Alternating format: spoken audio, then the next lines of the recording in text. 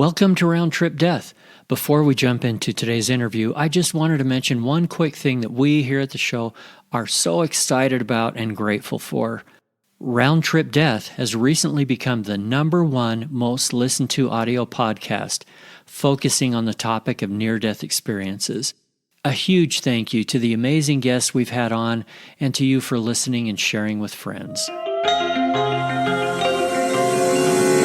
From the time that they pronounced me dead was a good 45 minutes. They cut my clothes and then they paddled my heart because my heart had stopped. And I could see people screaming and crying, but I didn't realize that was actually my physical body because I was somewhere else.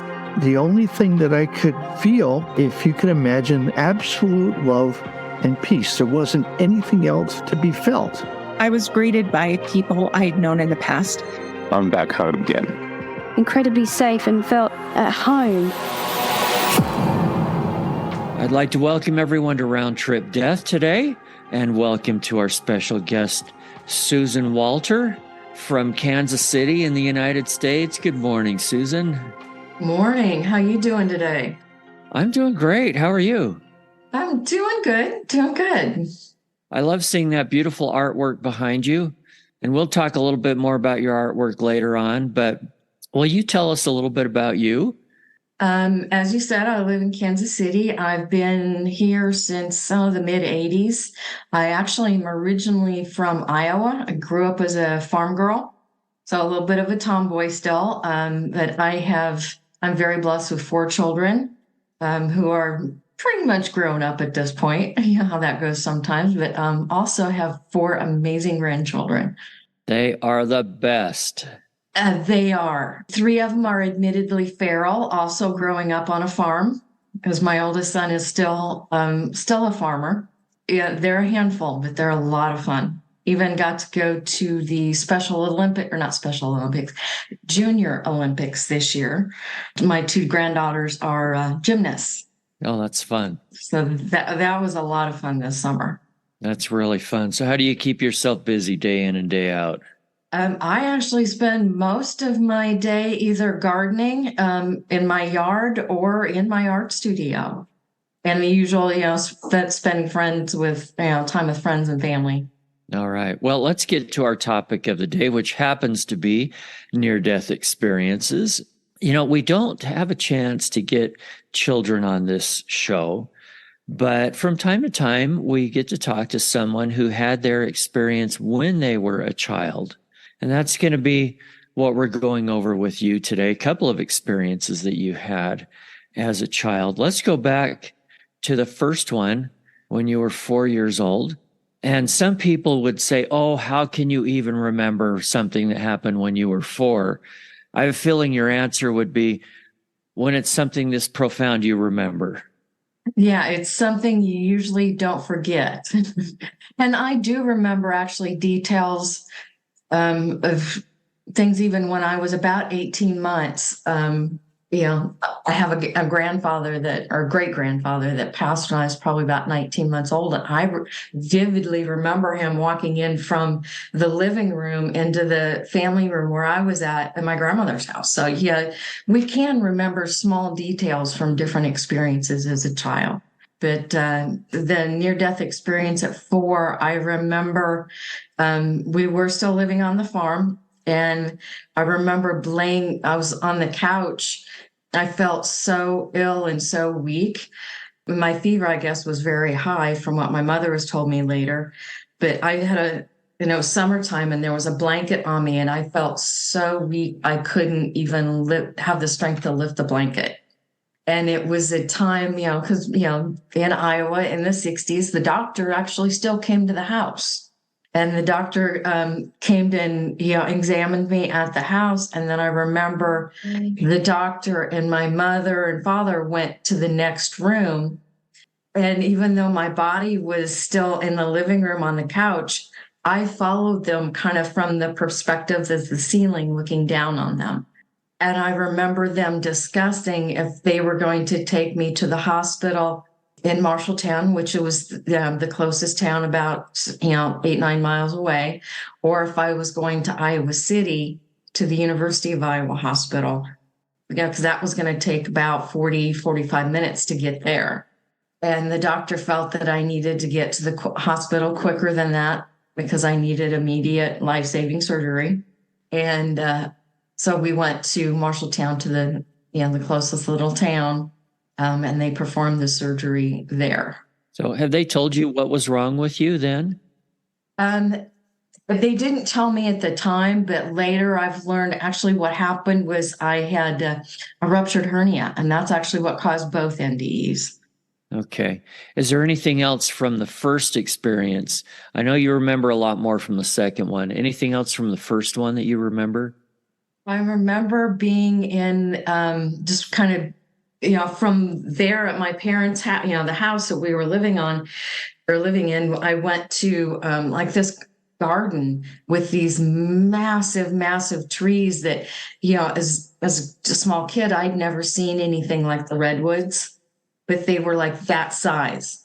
And underneath one of the trees was 3 of my own personal angels, and they greeted me. And it's like they just occupied my time while my body was going through the surgery. And they asked me if I wanted to see the world through the eyes of the animals. Because, on the farm where we were growing up, I was, we'd just go outside and play. And I was notorious for finding like nests of baby animals, whether it was snakes or mice or rabbits or whatever. And I would just very gently play with them and then put them back where I found them. So I was very connected to the earth and the animals at that time in my life. That's kind of, I think, what they knew I could relate to. So I just kind of went from animal to animal, but I stayed within animals inside that garden, and it was animals I was familiar with. And I don't remember anything after I woke up. I don't. The only thing I really, even after that very first one, it was like those 3 angels that I met in that experience, they were there for me all the time. They never left my side ever again. To this day? Yeah, to this day. Yeah. Okay. We'll talk more about that as we get going here. Okay. Fast forward 2 years to when you're 6 years old. What happened? To be honest, I don't remember anything about, leading up to the experience like I did with the first one. But I was again back in that same garden. And one of the things I remember asking, and I don't remember all the questions that I asked, but I asked some questions about what I was being taught in Sunday school, because there was things that just didn't make sense to me. I do remember that one of the questions was how long God's day was, because it just didn't make sense to me in my little brain at the time that God, who I thought was, bigger than us, that his day would be the same size as ours. I thought his day was bigger than ours. That's just the way my mind worked. And how could he accomplish everything he does in a day, probably? Right. Yeah. I love the questions of children. And I used to get in trouble for asking that question multiple times in Sunday school, and sometimes even asked to, because my parents would have been, in church in the sanctuary, or sometimes they would have been, in their own Bible study. So I was asked to go see my parents. So the Sunday school teacher didn't even try to answer. No, I was a little too insistent, apparently, about asking my questions. But to go back to the near-death experience, I was again shown the world through the eyes of the animals. But this time I seemed to go even into other animals that I was not familiar with. Then found myself in what felt like a very massive being, which I suspect was a whale, and swimming in the ocean.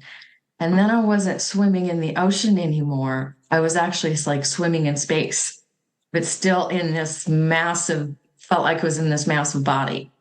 And then I was shown, I guess what we would call the Big Bang, though even scientists have now don't call it the Big Bang anymore. They do believe now it was a very large tone, that the tone of it was very important anyway. But and it looked to me like, it started out almost like in waves where these souls came out of this central light, I guess you'd call it.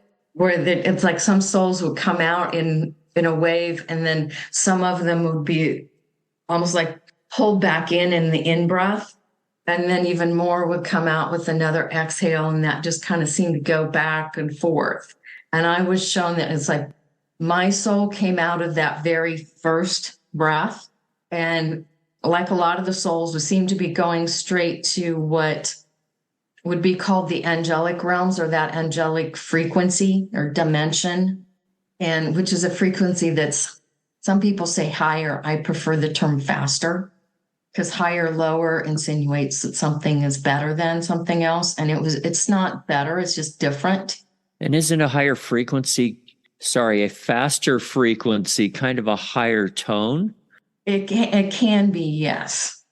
And a little bit harder to hear.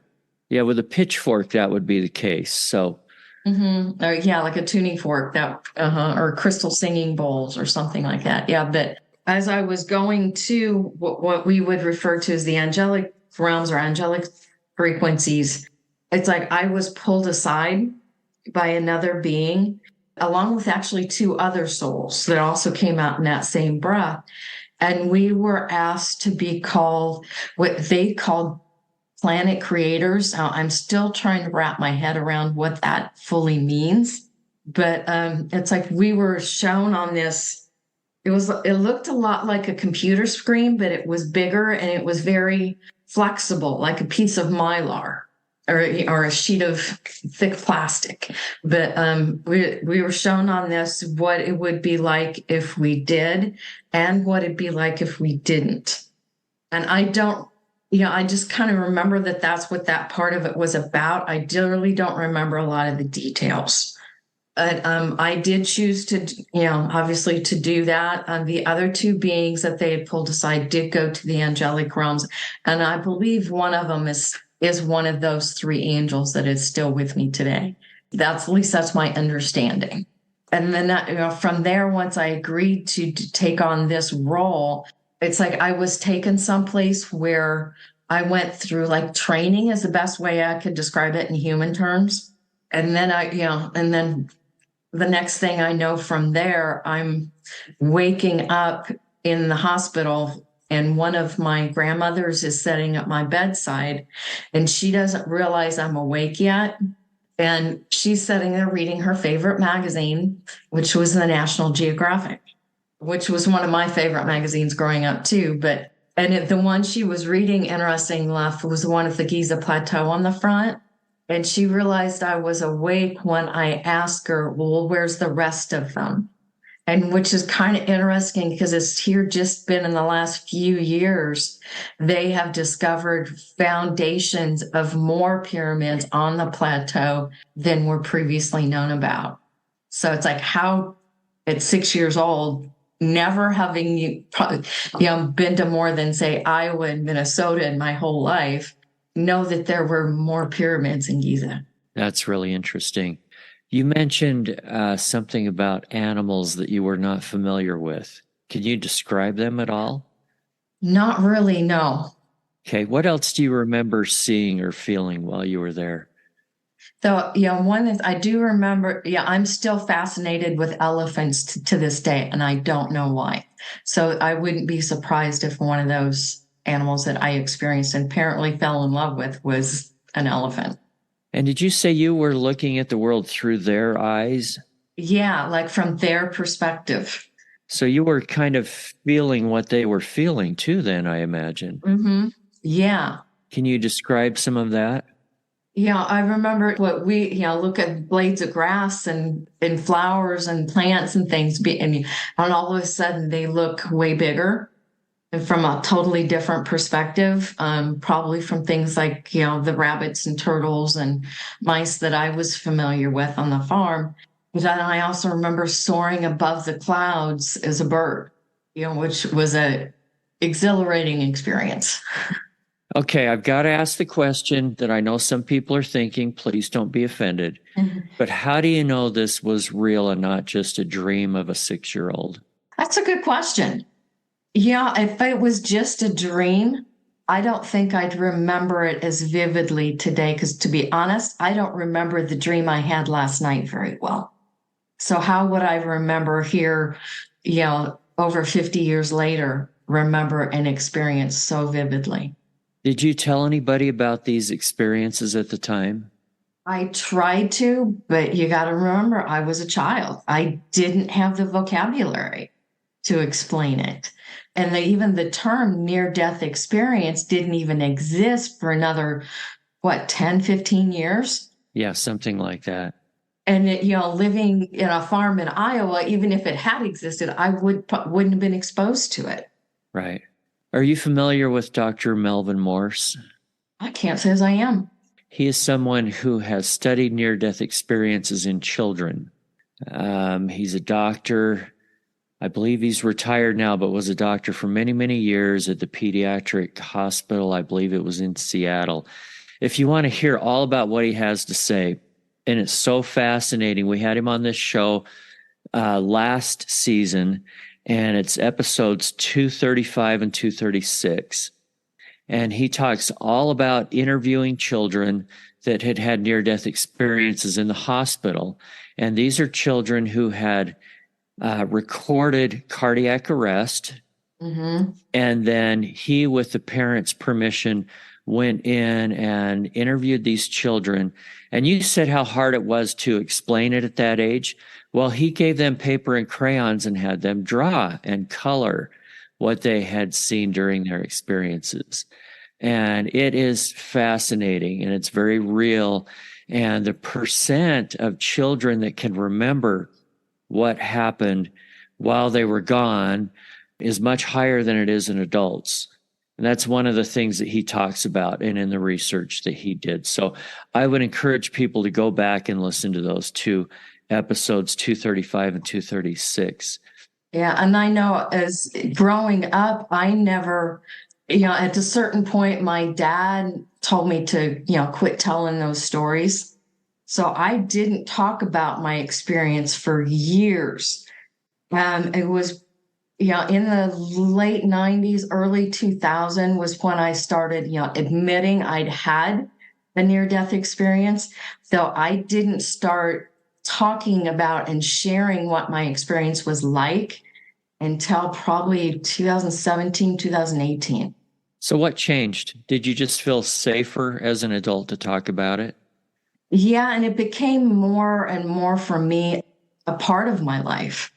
I tried for years to be that, the normal mom, the normal wife, and I had take on the the corporate roles in the world that a lot of us still do today. I had the normal job. I was a web designer and developer for many, many years. And you were afraid to talk about it? Yeah, I think I still have that, what my dad said about, quit telling those stories.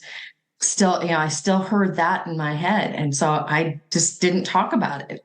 Why do you think he told you not to talk about it? I think to be honest, I think it scared him, and they didn't understand what I was trying to say.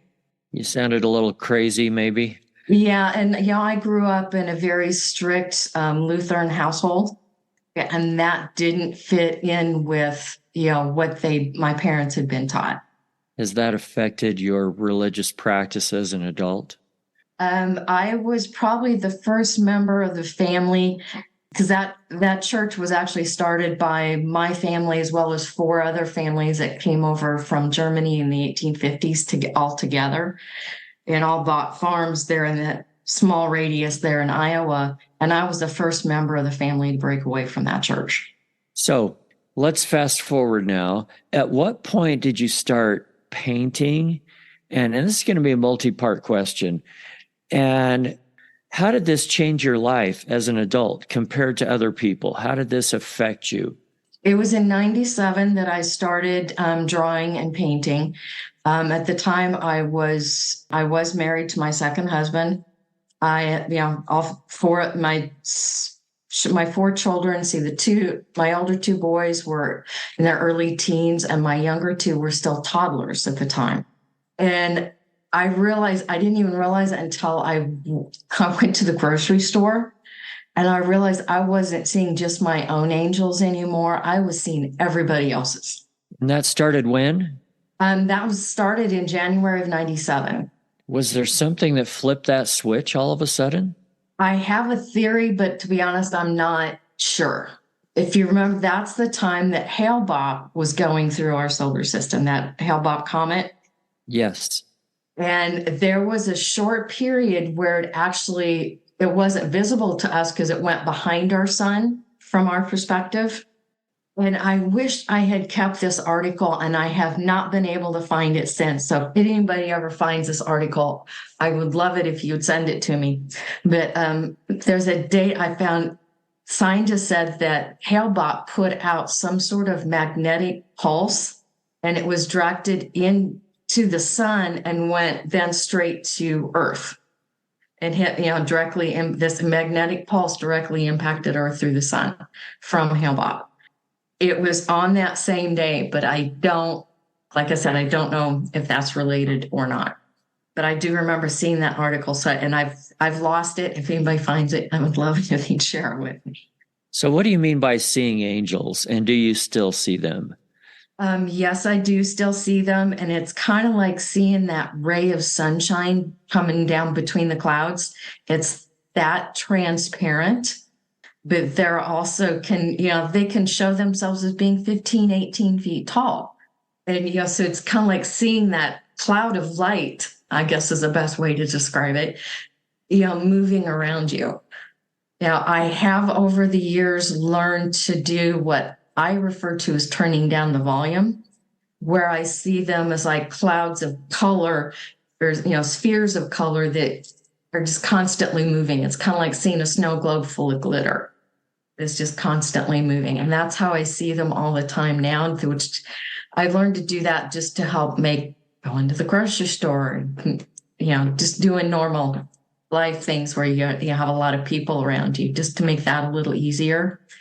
But it has also made it easier for me to differentiate between my personal angels and somebody else's, as well as when I do set with someone to draw their angel portrait for them, how, because then just the one angel that wants to be drawn or is going to be drawn that day steps forward and kind of takes shape and defines color for me.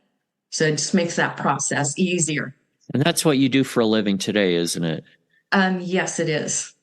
Yeah. And I've been doing it full time now for 9 years. And we'll put a link in the show notes to your website so people can see some of those if they would like to. And I have to tell you that the paintings are really beautiful. They're also really surprising to me because I haven't seen angels. If I had, I assume that they look a lot more like people than how you portray them. So, and I'm not saying there's anything wrong with what you're doing. I think they're really beautiful pictures. So thank you. But that's the way I've always seen them, including that's how I saw them in my own near-death experience. I've never seen them to have faces. Yeah, it's just like, and I actually did a number of years ago. I was at an event in Ohio and saw this woman that she was drawing what she called angel portraits as well.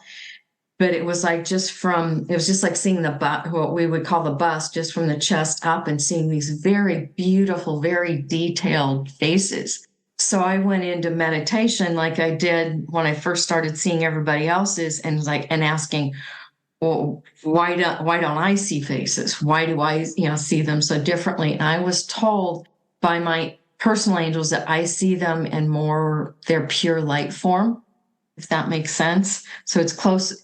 I think those spheres of color that is actually probably the closest to their natural state. It's like it takes more energy for them to show themselves, and even how I draw them, but to even more energy for them to take on a physical form that looks like us. For the people out there who may be listening, who have a child who have had some kind of experience, what would you say to them? What advice would you give them that would help the children? And I'm going to just go from what I wish my parents had said to me. I wish they had actually just taken the time to patiently listen. and not write me off, even if they didn't believe me or didn't understand, and maybe even have asked me to color them or, color my experience or write my experience, to write down my story. I think that's a great idea. I think people need that. They need to, even if we don't believe their story, it's real to them, right? So they need some validation. Yeah, even as adults, what we need most is to feel heard and acknowledged and understood on some level. If we would take the time to do that, I think this world would be a lot better place to live. And especially if they're younger children, I would recommend give them paper and crayons and say, draw what you saw. Mm-hmm. Tell me about it and draw it. Yeah, definitely. Just some sort of art form, some sort of way to portray their experience. So what can we learn from all this? What's the takeaway? Oh, I think the most important thing is to realize that we are not alone. We do have a backup team, so to say. I guess would be one way to say it, that because our angels, they never leave our side, rarely leave our side. From what they've shown me, the only time they do is if they might go ahead of us in our day to make sure things happen or don't happen in our best and highest good. Sometimes one might stay at home to watch over the energy of our sanctuary, our sacred space.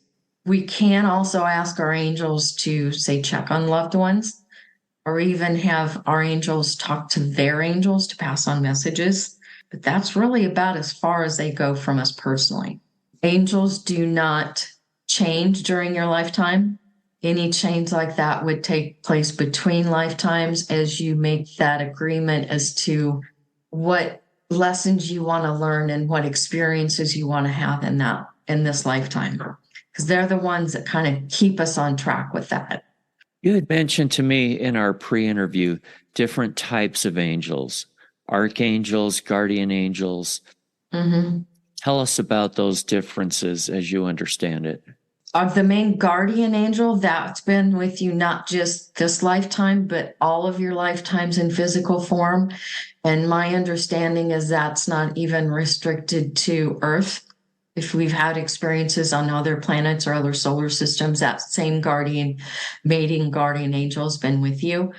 Though other personal angels can come and go between lifetimes, but though they may have been with you multiple lifetimes. Now, those that we call archangels, though there's way more different kinds of angels or different groups of angels under that kind of umbrella that we as humans use, but they will come and go as needed and as called upon.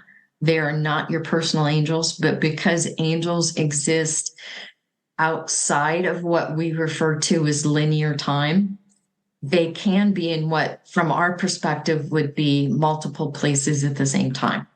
I know a lot of people will say, the Archangel Michael's my angel. He's not your personal angel, but he can often come to help you, especially if you call upon him and ask for his help. Here's another question that I don't know if you know the answer to, but I'll listen to your opinion. Can people like us that have been on this earth become angels, or were some of us maybe angels prior to being here? My understanding is that is extremely rare, that an angel has a human experience. It does happen though, but it is extremely rare as far as the universal perspective goes. But what I've been shown, actually, there's more angels in physical form for some reason on this planet at this time than anywhere ever, which I think is rather interesting. Any guess as to why that is? From what I've been shown, what's taking place on our planet right now energetically with our soul evolution has never happened in this exact way, any place ever. And to think about, just looking at the number, look at the stars at night, just think of each one of those as just a sun that we can see. There's more that we can't even see. And then they've all got at least as many planets, if not more than ours. If each one of those say, oh, 1 out of 10 of them, or even 1 out of 100 of them only has one planet with life, how many that is. And we've got more angels here than anywhere. That is kind of, and that's, just in what we can see, that's just crazy to think about. Now, I don't know if you still believe in a God or not, or some kind of a higher power. But if so, how is that relationship with angels and God? I don't like the word God just because it's just a word. It's not a name of an entity, but a lot of negative things have been done in that name. But I prefer that, like divine or creative source things, the terms I prefer that just make me personally more comfortable. But yes, I do very strongly believe that central light source or energy source that we all come from does definitely exist. And are the angels under some kind of direction from that source or interaction? Yes and no. I think some are, but I don't think all of them are. Sometimes I kind of look at it like, if each one of us and including each angel is, say, related each to a cell of the creative and divine source, that we're each a part of that. That's kind of how I look at it. And it's a collective. And I think sometimes there's, just like humans, sometimes I don't think there can be disagreements as to what direction things are going. And sometimes I wonder if it's just knows how to create. And sometimes I wonder how much of a plan there really is. But that's, from a human perspective too. Well, as you know, we get all kinds of different opinions and beliefs on this show. And we are not trying to tell people what is right or wrong or what to believe. But it seems like the one big commonality is that there is more than just this life. And that's something you've experienced, right? Oh, definitely. Mm-hmm. Yes, I very strongly believe in what is called reincarnation, that we can have multiple experiences. So knowing that there is more than just our existence here, and then when we die, everything's black and we just don't exist any longer, rather than that, and people that may not know what to believe as far as that, what's your message of hope for them? We are all still a soul having a human experience. And I don't think these physical bodies are capable of even holding all of what a soul truly is. This is just a small part of that soul's experience. And my personal belief is I don't think the soul ever dies. It may choose to go back to source, to that central creative divine source. But even there, the existence doesn't cease. It continues. And it's just in a different form. It's almost like, going into a different room where you can't communicate with what's going on in this 3D experience we're having right now, but it still exists. Before we wrap up, is there anything else that you'd like to say? We're going through some very interesting times and changes in our world right now. And I think we all need to take the time to take care of this gift of life that we've been given, but also respect that in each other. Take the time to listen and acknowledge that divine creative source within each and every one of us. And if you only do one thing for yourself, try and find a way, some sort of meditation that works for you, even if it's just 5 or 10 minutes every day. And actually take the time to, to listen to you, to get to know yourself better is one of the goals I think that has helped me accomplish. But it's also given me so much peace to do that, to take a few minutes every day to just listen to nature, or just, to just close my eyes and listen to some music that, helps me just kind of chill out and relax. And, find God in that moment, or whatever you choose to call that, divine source. That's great. Thank you very much for being with us today, Susan. Thank you for having me. It's been an honor. Thanks again for listening and sharing this podcast. If you've had a round-trip death experience, we would love to hear from you. Send an email to eric@roundtripdeath.com. Until then, I wish you everything good that you're looking for in this life and